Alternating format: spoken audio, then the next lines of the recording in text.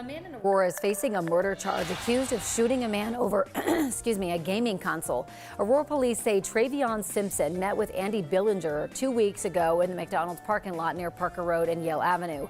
Officers say Billinger met the suspect online and arranged to sell him a gaming console. Police say Simpson shot and killed Billinger.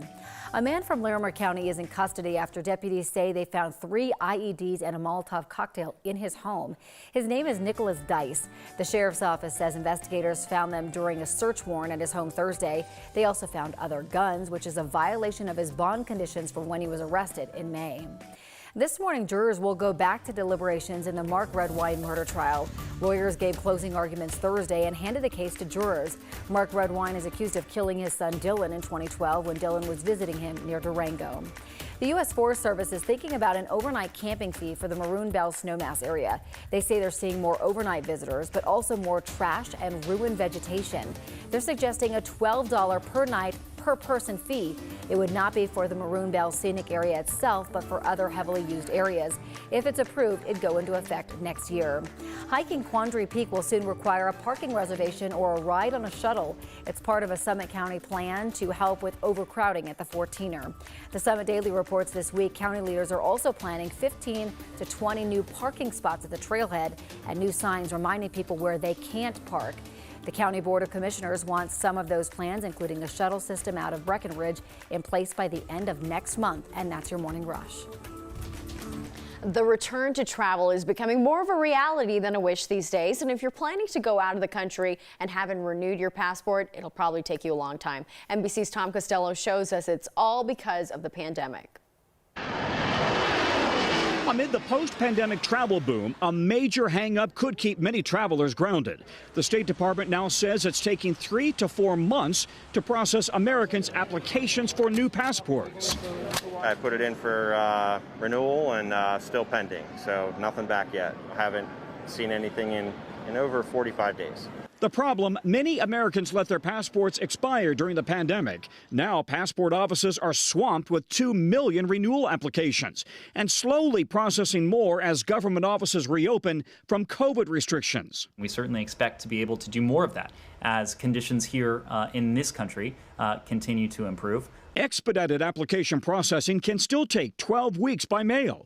Americans with urgent travel needs must show proof they're leaving within 72 hours, often for an emergency, to get an in-person appointment. Rick Grobart flew from Chicago to Seattle for a last-minute appointment before flying to Mexico. The whole extra trip cost me about $500 or $600. I had to buy an airline ticket. I had to buy a rental car. So if you apply for a passport today, it could be November before you get it. It's a long time. One thing you want to know about the weather, a couple advisories and alerts that we have. This one for wildfire smoke, that's for pretty much for Routt County. And then we also have one for dense fog, and that dense fog advisory continues over Kit Carson counties as well. And that we will show you a little bit, there it is, for until 9 a.m. for Kit Carson and Yuma counties. And thank you. One thing to know on the roads at this hour, we do have a crash out here along McIntyre Street and 64th Avenue. No further details as far as how serious the crash is, but something to watch out for this morning. Rest of the metro looking pretty good so far. Westbound C470 drive still quick between I-25 and Santa Fe. That will take you 12 minutes. As Senate Democrats issue a $3.5 trillion budget online, people are taking a closer look at the financial benefits for lawmakers in our nation's capital. There are posts on social media going around saying members of Congress get free health care for life. But is that true? Our Verified team looked into it. You've probably heard members of Congress describe their medical insurance as the standard to beat, like Representative Alexandria Ocasio-Cortez in this tweet with 615,000 likes. In turn, there are others who take it to mean Congress gets free health care. So why are we talking about this? Verified viewer Keith wants to know, do members of Congress really get free medical care for life? Our sources are North Carolina Representative Virginia Fox, the Congressional Institute, and the Congressional Research Service. This rumor of free health care started circulating around the time the Affordable Care Act was passed. In fact, the 2010 law actually required members of Congress to use the D.C. healthcare exchange to get insurance if they want it, as Representative Fox points out on her website, explaining members of Congress are responsible for part of the premium just like everyone else. The Congressional Institute says members must also pay a small annual fee to access the attending physician of the U.S. Congress. They have on-site medical staff for non-emergency care, like vaccine distribution. While in office, representatives and senators also contribute to Medicare, much like any other job. But otherwise, the Congressional Research Service says there are no other insurance retirement benefits. So we can verify it's false that members of Congress get free medical care for life or even while serving in Congress. With your Verify, I'm Brandon Lewis. Want something verified? Email us or send us a text. For more Verify stories and to sign up for our newsletter, go to verifythis.com. You want to be as relaxed as possible, but then be as focused as possible. Olympics is a lot more than just being physically ready. This morning, we're looking into how athletes are preparing mentally.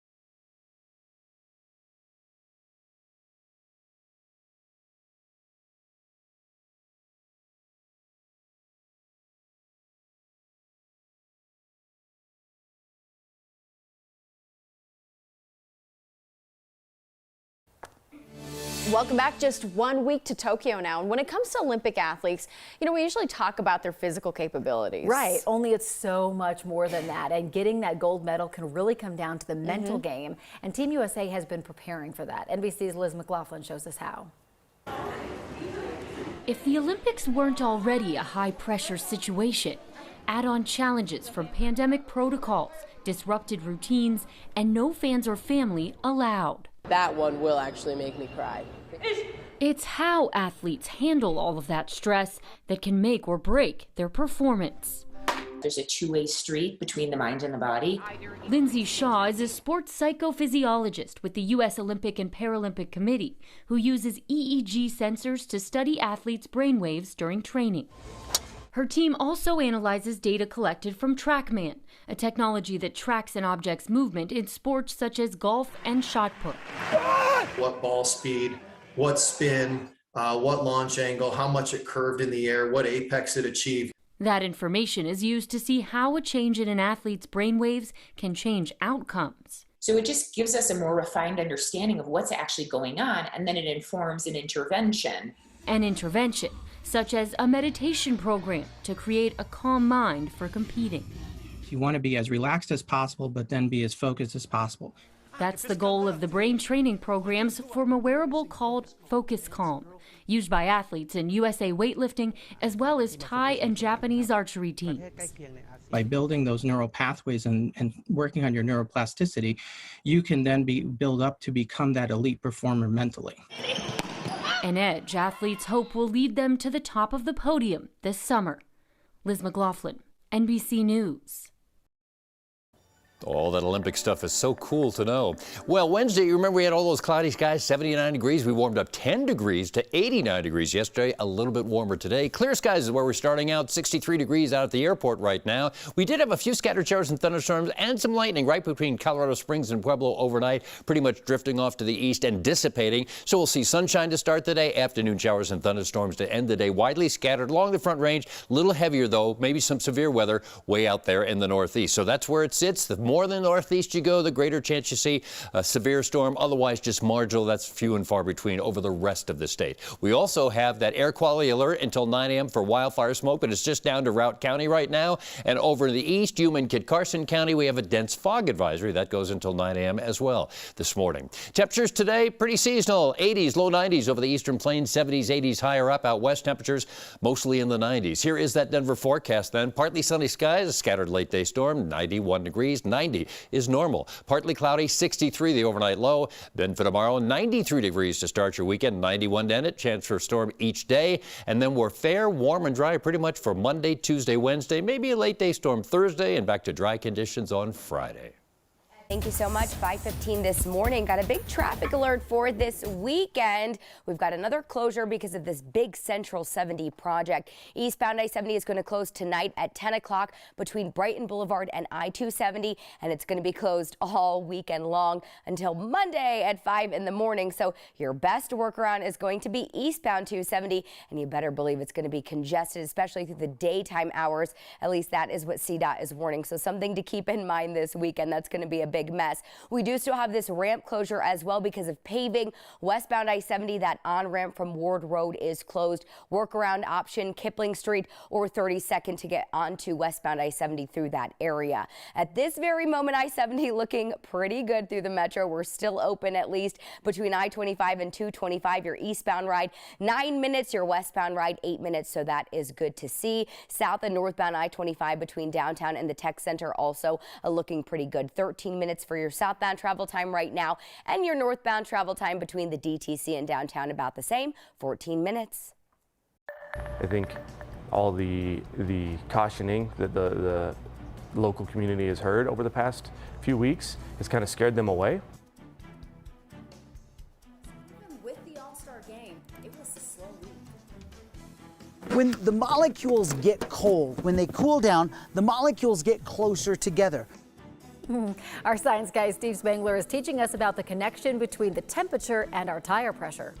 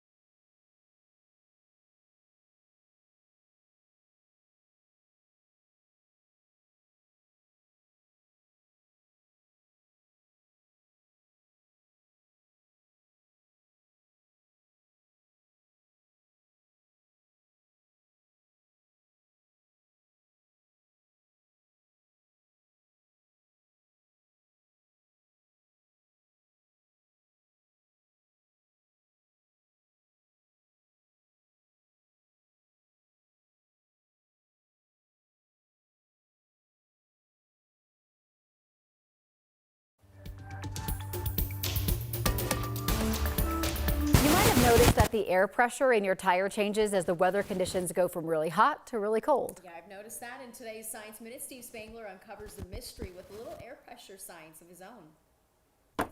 Just working on the car.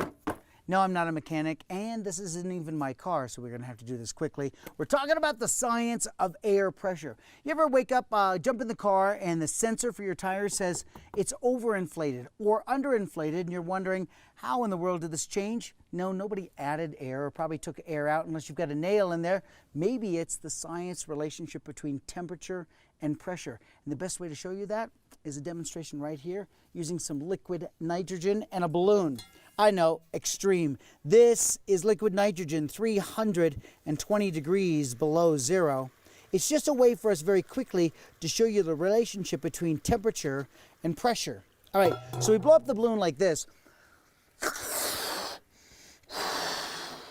There it is. Watch this. When the molecules get cold, when they cool down, the molecules get closer together. So those molecules get closer and closer and closer together. And in this extreme example, you can see it happen quickly. Watch this.